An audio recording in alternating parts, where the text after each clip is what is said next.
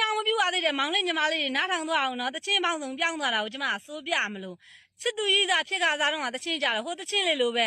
မင်းရဲ့မျက်နှာတနေ့မတွေ့ရရင်စားလို့မဝင်ဘူးအိမ်လို့မပြောဘူးဆိုအဲ့ဒါချစ်သူကြီးသာဖြစ်ခါစားတချင်းကဲအိမ်နောင်တဲ့ဘဝရောက်သွားလို့ချစ်စာကျင်နာစာပူပူနုံနွေအချင်းကြတော့ဟိုတချင်းလေးဖြစ်သွားရောငါလက်ကလေးကိုဂိုင်းငါနဖူးလေးကိုအနမ်းလေးပေးပါဘယ်နေရာသွားငါကိုခေါ်ပါအဲ့ဒါကြတော့ပူပူနွံ့နွံ့တချင်း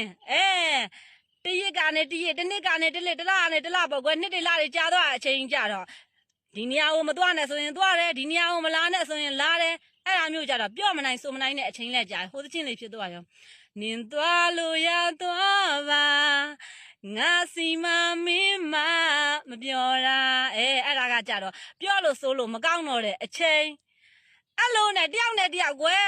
တူတူနေရင်မတဲဘူးလမယားဆိုတာမျိုးကသူ့မျက်နှာငါမြင်မတက်ငါမျက်နှာသူမြင်မတက်တဲ့အချိန်ကြတော့ဟိုတချင်းဖြစ်သွားရောပြောင်းသွားပြီမလာပါနဲ့အချင်းမလာခဲ့နဲ့အဲ့ဒါတယောက်နဲ့တယောက်မျက်နှာချစ်စင်ဆိုင်ရင်ရန်ဖြစ်တဲ့တချင်းကဲအဲ့လိုနဲ့ရစ်တေလာနှစ်တေးလဲကြာလာကျမကတော့ပေါ့ကွယ်ကျမဖြစ်တဲ့အကြောင်းလေးကိုပြောပြမယ်အိမ်နောင်ရေးကြီးကရှုပ်ထွေးလို့ပူလောင်ရတဲ့အချိန်ကြတော့ဟိုတချင်းတွေသွားတွေ့မိရောအကိုတွေအမတွေရဲ့လဲအမေကကျမကိုဘူကအထွေးဆုံးမိုးချစ်တယ်ထားလိုက်ပါတော့ကွယ်အမေကိုလည်းလွမ်းမာတယ်ဆိုတဲ့တချင်းကိုရောက်သွားရောအဲ့ဒါကအိမ်နောင်ကြလို့ရှိရင်ငါညီမတွေငါမောင်တွေသိမယ်နော်အမပြောတဲ့တချင်းလေးကဟုတ်လားမဟုတ်လားဆိုတာကိုအိမ်နောင်တဲ့အများစုတိုင်းသိပါတယ်ရှင်ကဲ